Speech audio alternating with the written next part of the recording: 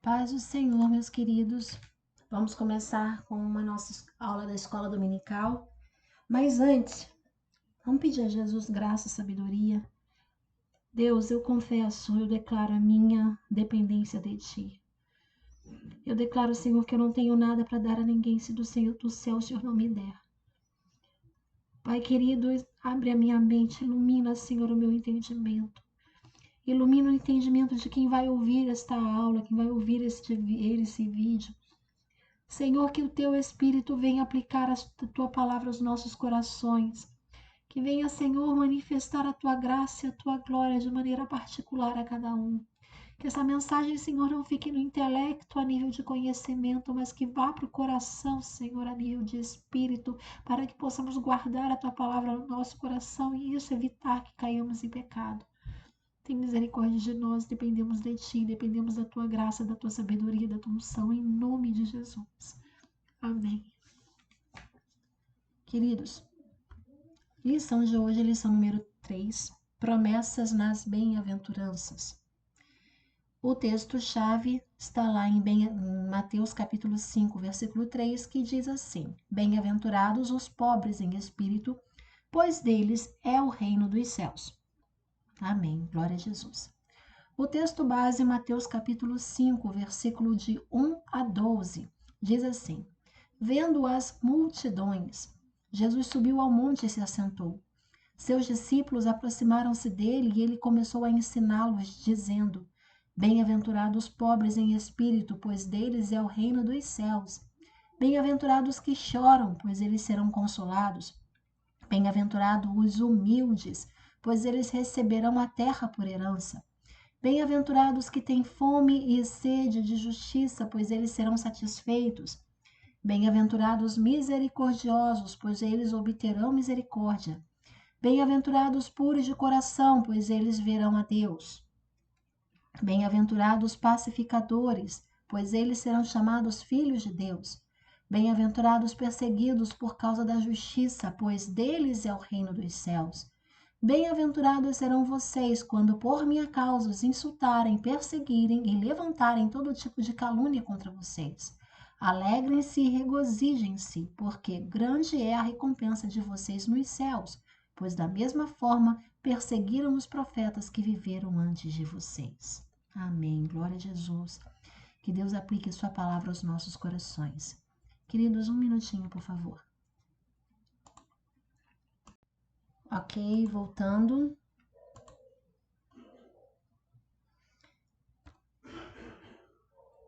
Objetivos da lição: aprender o valor das bem-aventuranças, compreender que as promessas das bem-aventuranças são também para a igreja de hoje, apesar de elas terem sido feitas por Jesus há mais de 2000 anos atrás, e entender que as promessas de Jesus são incontáveis, incomensuráveis, inimagináveis, que a gente imagina às vezes que Deus vai fazer de um jeito, Deus tem a mania, e glória a Deus por isso, de nos surpreender.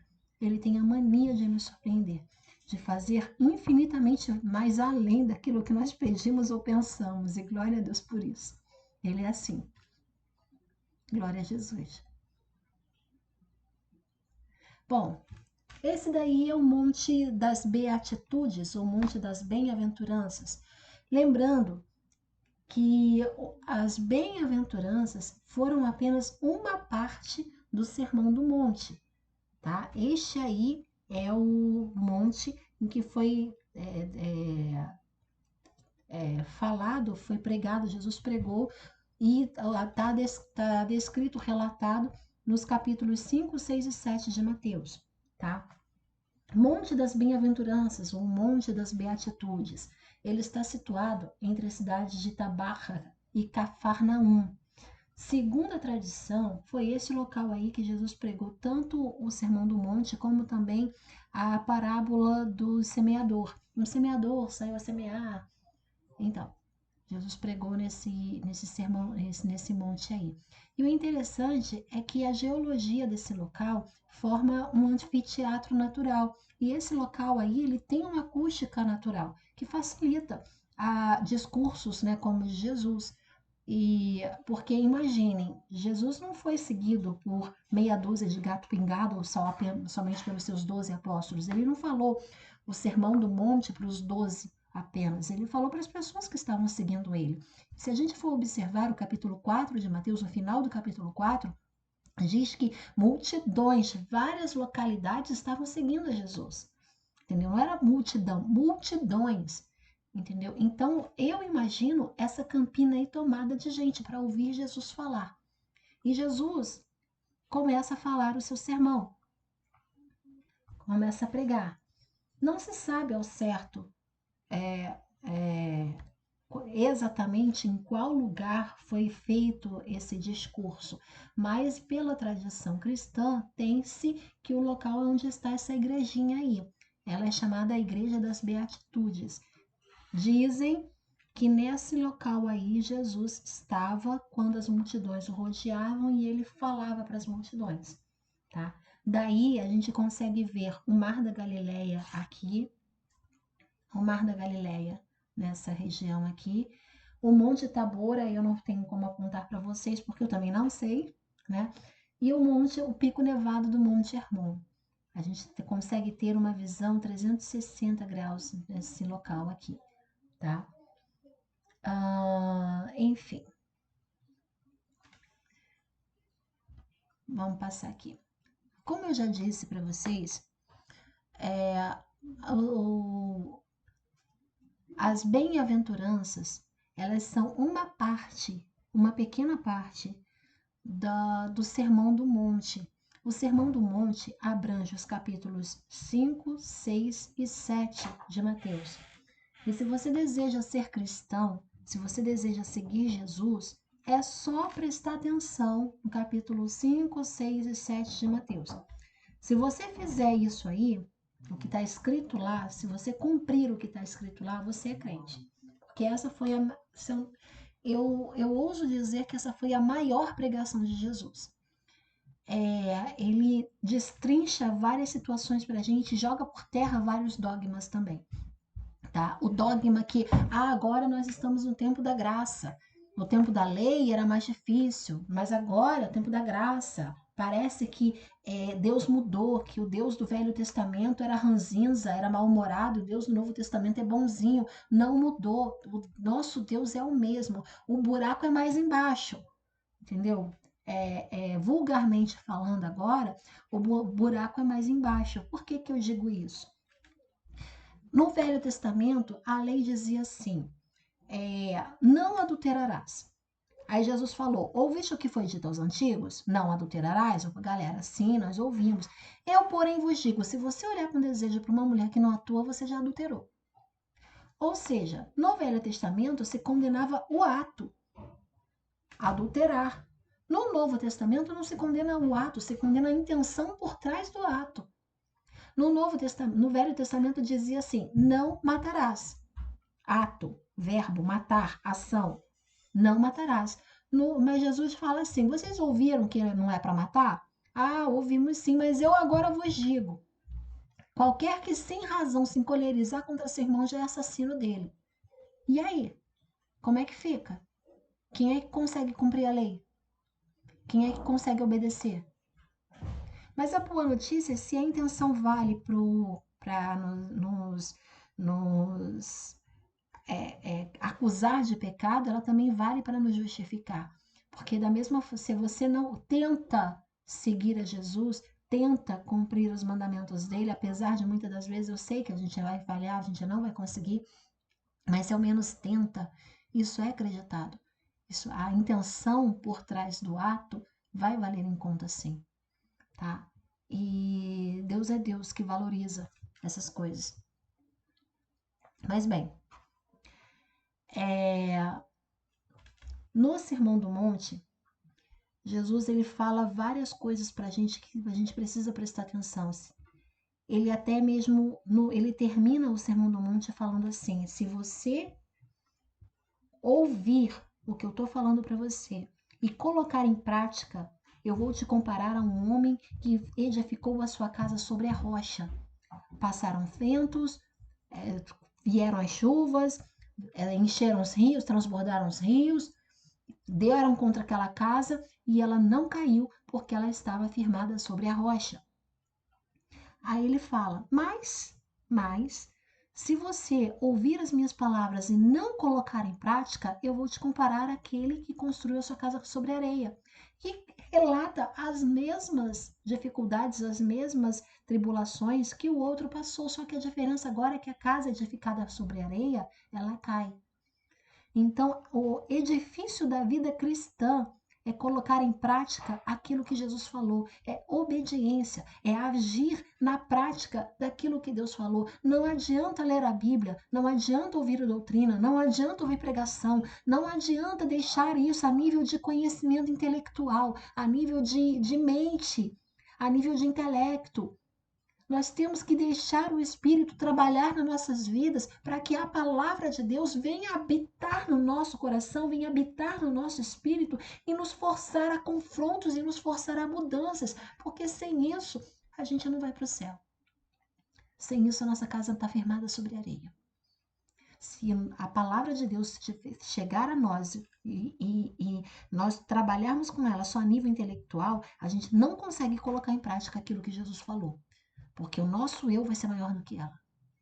Mas, pelo contrário, se a gente pedir a Deus graça e sabedoria para que a palavra de Deus entre no nosso espírito, no nosso íntimo, e ali faça morada, e ali nos alimente, nós vamos poder crescer diante de Deus. Bom, a palavra bem-aventurados, em hebraico, é essa coisa que começa a ler daqui para cá, tá? E desculpa, não sei se é essa pronúncia certa, mas Eshrei. Significa abençoado, feliz, bendito, afortunado, próspero, entre outras coisas. Então, o texto, a Bíblia está dizendo, e se a Bíblia está falando, eu acredito, tá? Que a pessoa que cumprir aquilo que Jesus falou, a pessoa que demonstrar as ações que Jesus especificou, vai ser uma pessoa abençoada, feliz, bendita, afortunada e próspera. Aí eu digo, quem não quer? Só que tem que pagar um preço. Existe um preço a ser pago. O Salmo 37 vai falar lá o segredo para ser abençoado. Todas as questões que é necessário cumprir, que é necessário fazer para que a gente seja abençoado por Deus. Em resumo, eu posso colocar apenas uma palavra: obediência. Não existe possibilidade de ser abençoado, de ser feliz, de ser bendito, de ser afortunado, de ser próspero sem obediência. Deus não abençoa a desobediência. Deus vai abençoar sim a obediência. Bom, e as bem-aventuranças, elas nos dão sim uma mensagem para aquele momento, uma mensagem para o aqui e agora, momentânea, terrena, mas ela visa muito mais uma recompensa futura e eterna, porque Jesus ele sempre nos alertou para a futilidade dessa vida, para como essa vida é curta, como essa vida aqui é passageira, como essa vida aqui tenta, com muitas distrações, tirar o nosso foco do que realmente é importante, tá? E ele nos leva sempre, ele quer sempre que a gente coloque a nossa visão lá na frente, coloque a nossa visão nas coisas celestiais. Eu posso dar vários exemplos, mas eu vou dar dois. Tá? Um é o texto lá em João 6,27, Jesus falando assim, não trabalhem pela comida que se estraga, mas pela comida que permanece para a vida eterna, a qual o Filho do Homem lhes dará. Deus, o Pai, nele colocou o seu selo de aprovação. Olha isso aqui, gente, comida que permanece para a vida eterna. Então, existe sim nas bem-aventuranças mensagem para o agora, mensagem para hoje, mas o foco de Jesus sempre foi nos preparar para a eternidade, sempre foi nos preparar para o futuro. Outro texto que eu acho muito interessante é o texto que vai estar lá em Mateus, capítulo 6, versículo 19 a 21. Não acumulem para vocês tesouros na terra, onde a traça, a ferrugem destroem, onde os ladrões arrombam e furtam. mas acumulem para vocês tesouros no céu, onde a traça, a ferrugem não destroem, onde os ladrões não arrombam nem furtam, pois onde estiver o seu tesouro, aí estará também o seu coração. Paulo vai falar mais tarde que aqueles que têm riquezas, que não confiem nelas, que não coloquem a sua esperança nas riquezas, porque as riquezas vão embora, gente. As riquezas, um plano econômico doido aí, lembro, não é da época de vocês, eu sei que não é da época de muitos de vocês, mas quem for um pouquinho mais antiguinho, vai lembrar do Plano Collor. O Plano Collor foi um plano que confiscou as poupanças dos brasileiros todos, pegou tudo. E isso causou um auê na nação que vocês não fazem ideia. As pessoas tinham suas esperanças naquelas poupanças, tinham suas esperanças naquele dinheiro guardado. Onde está o nosso tesouro, o nosso coração vai estar ali. Se o nosso tesouro estiver na terra, vai estar sujeito a ser roubado, vai estar sujeito a ser perdido, vai estar sujeito a perder o seu valor. Mas se a gente trabalhar, se a gente acumular tesouros no céu, se a gente tiver ambição em receber o nosso tesouro no céu, em amontoar tesouros no céu, o nosso coração vai estar lá, a nossa visão vai estar lá. Tá? A nossa esperança, a nossa expectativa vem de lá. E ali, o que a gente conseguiu de lá, a gente vai receber. Não tem ladrão para roubar, não tem traça e ferrugem para destruir, não tem ladrão para furtar. O que a gente que a gente acumular lá, Deus vai nos dar, Deus é fiel. Então, vamos lá. Quem são os bem-aventurados?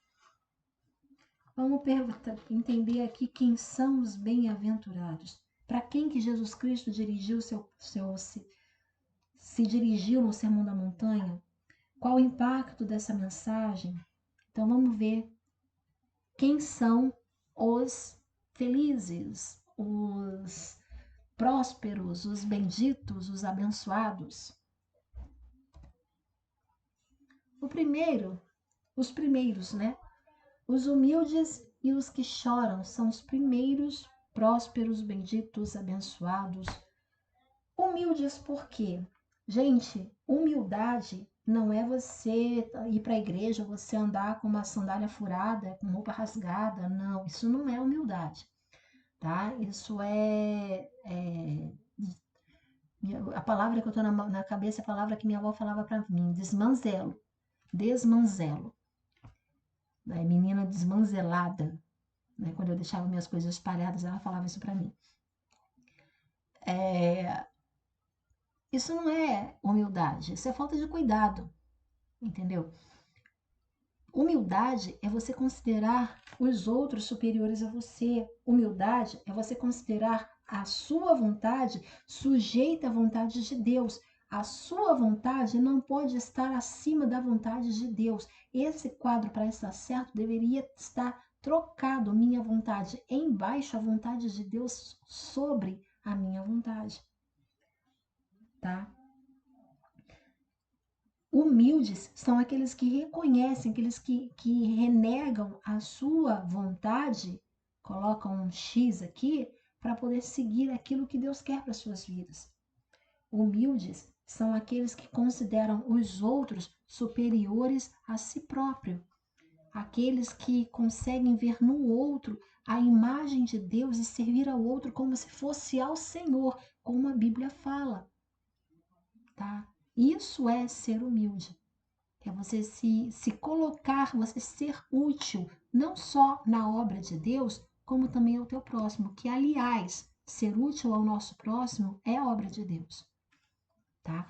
A minha mãe sempre dizia assim: quem não vive para servir, não serve para viver.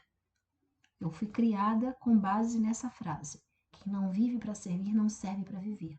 A minha vontade tem que estar sujeita à vontade de Deus.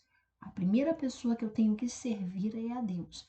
E depois aos meus irmãos. Agora, se eu não consigo servir aos meus irmãos que eu estou vendo, consigo servir a Deus que eu não vejo, fica difícil. Fica muito difícil. Os que choram, esse choro aí não é a pessoa que é emocionalmente instável, que está por tudo, ela se derrama, por tudo ela se acaba, tudo é motivo de lágrimas. Não, não é isso daí não. Esses que choram aí são aqueles que colocam a sua causa na pessoa certa, aqueles que vão até a pessoa certa para resolver o seu problema, aqueles que se derramam sim, mas diante de Deus, aqueles que choram, aqueles que buscam a Deus com lágrimas. Diz lá no Salmo 86, aquele, os que levam a sua semente andando e chorando voltarão sem dúvida com alegria, trazendo consigo os seus molhos. Então, para a gente ter algum tipo de colheita, tem que levar a semente, mas tem que chorar por ela também, tá? Botar o joelhinho no chão e chorar por essa semente também. É nesse daí, os que choram serão felizes. O segundo grupo são são os mansos e os que têm fome e sede de justiça. Os mansos são aquelas pessoas que praticam, né, o fruto do Espírito, produzem o fruto do Espírito. O fruto do Espírito é um deles, é o domínio próprio, temperança, mansidão. Essas pessoas, os mansos, aquelas que sabem controlar as suas emoções, colocar as suas emoções sobre controle, que colocam Deus acima das suas emoções, essas pessoas aí, elas herdarão a terra, tá? São as pessoas que não perdem o equilíbrio mesmo diante de situações desfavoráveis. Fome e sede de justiça, às vezes a gente entende essa palavra justiça de forma errada. Justiça não é aquilo que eu acho certo. Essa justiça aí é aquilo que Deus acha certo. Quando a Bíblia fala assim, buscai primeiro o reino de Deus e a sua justiça, é essa justiça aí. E todas as demais coisas serão acrescentadas. A justiça de Deus é aquilo que ele acha correto, aquilo que ele acha certo, independente da sua e da minha opinião, independente do que a gente acha. Independente do que, se eu acho que eu não tenho que perdoar ninguém porque eu fui ofendida, então quem tem que me perdoar é o fulano porque o fulano me ofendeu, mas a Bíblia não fala que a gente tem que fazer isso, não. A Bíblia fala assim, Sermão da Montanha. Se teu irmão pecar contra ti, deixa a tua oferta no altar, vai até o teu irmão e se reconcilia com ele. Se você sabe que ele tem alguma coisa contra ti, não é você que tem contra ele, não, mas ele tem contra ti, deixa a coisinha aqui, tua oferta aqui, vai até o teu irmão, reconcilia com ele e depois volta e oferece tua oferta. Porque se você oferecer sem se reconciliar, tua oferta não é aceita. Tá? Então, isso daí é o que Deus acha certo. Agora, se você acha certo ou não, tá? Isso aí é contigo e Deus. Agora, o que ele manda você fazer é ter fome, o que ele manda você e a mim fazer é a gente ter fome e sede da justiça dele, procurar cumprir, procurar obedecer aquilo que ele acha certo. Tá? Vamos passar para outro aqui. Os misericordiosos e os pacificadores. E esse eu acho muito interessante. Porque tanto um quanto o outro, os misericordiosos alcançarão misericórdia. E os pacificadores serão chamados filhos de Deus. E Deus, Jesus, na Bíblia, um dos seus nomes, lá em Isaías, diz Príncipe da Paz. Então, os misericordiosos e os pacificadores vão recolher vão receber aquilo que eles plantaram, vão receber aquilo que eles colocaram na terra, que eles produziram, que eles semearam. Tá? E a semente, ela não germina se ela não morrer. Ela não germina se ela não for para dentro da terra. Ela precisa ser trabalhada. A gente planta uma coisinha deste tamanhozinho aqui, ó. E a gente colhe isso daqui. Não tem como querer a misericórdia de Deus se você não é misericordioso. Não tem como querer ser chamado filho de Deus, ou seja, participante do caráter de Deus, se você gosta de ver o circo pegar fogo. Não é pacificador.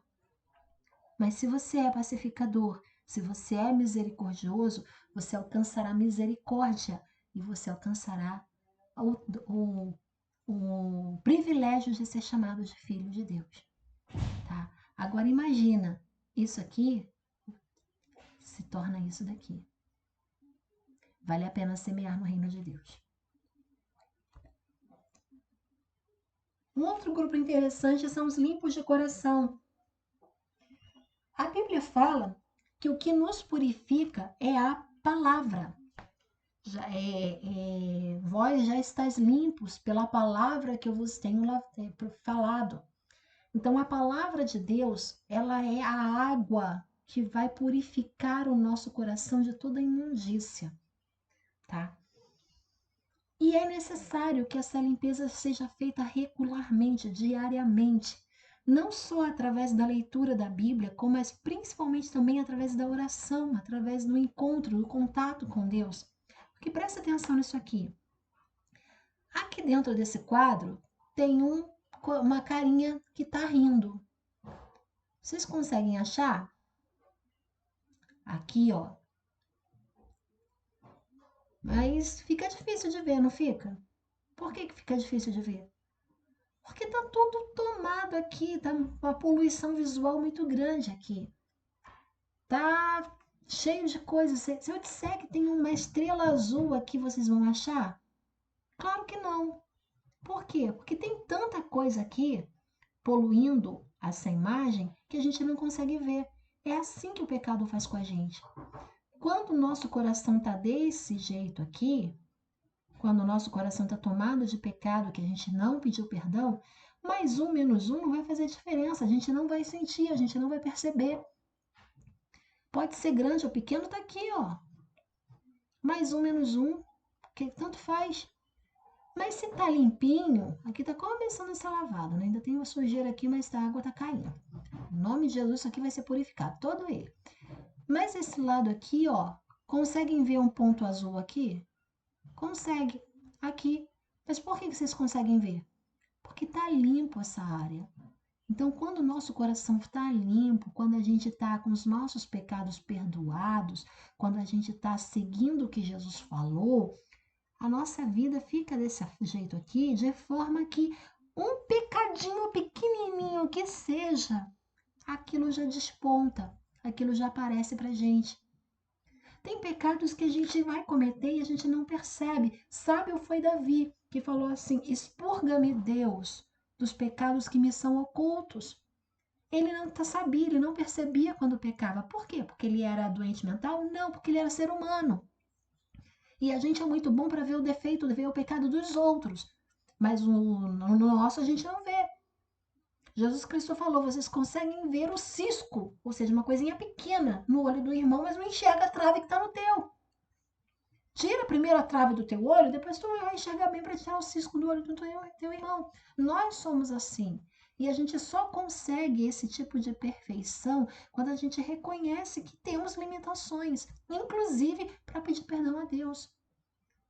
Mas que Deus venha ter misericórdia de nós e nos capacitar a estar em intimidade com Ele de tal forma que um pontinhozinho aqui que seja já acende o sinal de alerta e já é necessário que a gente peça perdão a Deus por isso. Tá? Que nosso coração jamais fique desse jeito. Mas que a gente venha se aproximar de Deus para que Ele possa nos purificar através da leitura da sua palavra, através da oração, através do Espírito Santo, através da luz sobre a nossa vida. Em nome de Jesus. Perseguidos e injuriados. São outro grupo. Tá? Bom, as pessoas acham que isso aqui é perseguição. Muitas pessoas acham que isso aí é perseguição. Mas eu não posso dizer que é perseguição, não. Porque eu não sei o que essa menina aqui fez para poder ser alvo de conversa, de olhares? Será que ela faltou e colocou atestado falso? Será que ela, sei lá, colou na prova? Né? Será que, gente, ela fez alguma coisa errada e essas meninas ficaram sabendo? Aí vai ver uma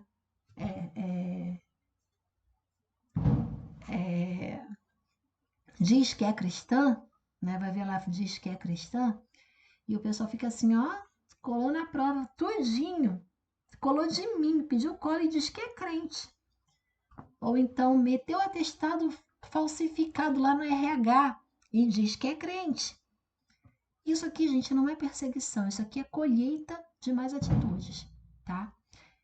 Virarem a cara para você, não te cumprimentar com a paz do Senhor, ou, o inimigo está furioso lá no meu trabalho. Será que está mesmo? O meu chefe está me perseguindo, o chefe está perseguindo, ou ele quer que você chegue no horário certo? Ou ele quer que você entregue os relatórios que precisam ser entregues? Então a gente tem que separar muito bem as coisas. Perseguição é isso aqui, ó. Isso é perseguição. Essa notícia de 2018, estavam falando em 2018 que 144 países em 144 países havia perseguição religiosa. Perseguição religiosa de nível hard, tá? Matar quem se diz cristão, ok? Isso é perseguição religiosa. Aqui, ó, quem não se lembra do povo da cruz, onde esses 21 homens foram mortos pelo grande pecado, grande crime de dizer que Jesus Cristo é o Senhor, que Alá não é Deus, Deus é Jesus Cristo, que veio neste mundo, morreu numa cruz para perdoar os nossos pecados e nos dar acesso ao Pai. Isso é perseguição. Perseguição também é o que está acontecendo lá no Malawi, tá? Onde crentes estão sendo torturados, estão sendo mortos, estão sendo presos porque querem falar de Jesus, porque almas se converteram no culto, porque falaram que Jesus pode resolver o problema de alguém. E isso é perseguição. Ou também nesse caso aqui, onde cristãos estavam fugindo, agora eu não lembro o nome do país, entrando em Portugal, tá? Fugindo também de perseguição religiosa, fugindo de ataques terroristas. Isso é perseguição. E a Bíblia fala para eles, nas bem-aventuranças, bem-aventuranças é felizes, prósperos, abençoados são aqueles que sofrem. Bem-aventurados sois vós quando vos insultarem e perseguirem e mentindo disserem todo mal contra vós. Exultai e alegrai-vos sobremaneira. Por quê? Se alegrar por isso? Por quê? Porque é legal sofrer? Não, gente. Olha o texto. Se alegrai, exultai e alegrai-vos sobremaneira, porque é esplêndida a vossa recompensa nos céus, porque assim perseguiram os profetas que viveram antes de vós. Se alegra por causa de uma recompensa que tem. De todas as circunstâncias, a gente tem que tentar tirar o melhor proveito disso. Qual o melhor proveito dessas situações? Gente, a minha recompensa vai ser muito grande. Eu sei que tem uma recompensa de glória para minha vida. Vale a pena passar por isso sim, porque Jesus passou muito mais por mim e tem uma recompensa me esperando. É isso que Deus estava falando para a gente, é isso que Jesus estava falando para a gente. Se alegre sim, mas não no problema, mas no que aquele problema vai trazer para a gente. Porque diz Paulo que a nossa leve e momentânea tribulação não tem como se comparar com o peso de glória que a nós está sendo destinada. É essa comparação que Paulo faz. Por isso que essas pessoas são benditas, abençoadas, prósperas. Por causa disso, por causa da recompensa. Então, como ser um bem-aventurado? Primeiro, considere os outros superiores a você, seja humilde, tá? Obedeça, sirva, imite, ande nos passos de Jesus, ok? Jesus, na última ceia, ele se coloca diante dos discípulos como um servo e ele fala: vocês me consideram Senhor, e sim, eu sou, mas eu vim aqui para servir vocês. Quem neste mundo quiser ser o primeiro entre vocês, que seja o seu servo. Então, considere os outros, sim, superiores a você. Chore, sim, mas chore diante de Deus quando você for injustiçado. Não assuma sua defesa, deixa que Ele te defenda. Quando você assume sua defesa, Deus fica quieto, Deus se cala, Deus não vai fazer nada por você. Mas quando você for injustiçado, quando você for injuriado, você deixar que Deus assuma a tua defesa, filha, a coisa muda de figura. Tenha controle sobre suas emoções, seja uma pessoa mansa, seja uma pessoa tranquila, produza o fruto do Espírito na tua vida, controle a língua. Diz lá, Tiago, quem controla a língua faz uma coisa muito boa. Tenha fome e sede daquilo que é justo aos olhos do Senhor, daquilo que o Senhor quer que a gente cumpra. Seja misericordioso, seja limpo de coração, promova a paz, se alegre quando for injuriado por amar a Jesus. Isso é perseguição, quando não gostarem de você, não porque você tenha feito bem ou mal, mas porque você leva o nome de Jesus. Melhor, quando você fizer o bem e não gostarem de você, aí você tem certeza que é por causa de Jesus. Ou seja, imite Jesus. Ninguém vai para o céu se não imitar Jesus. Tá? A gente só consegue chegar no céu, a gente só vai conseguir chegar no céu se a gente tiver primeiro, passado pela cruz e segundo, pegado ela, colocado nos ombros e falar: Senhor, não vivo mais eu, mas agora o Senhor vive em mim. A vida que agora vivo na carne, vivo-a pela fé no Filho de Deus que me amou e se entregou por mim. Imite Jesus, querido. E é só isso. Fique na paz e Deus abençoe sua vida.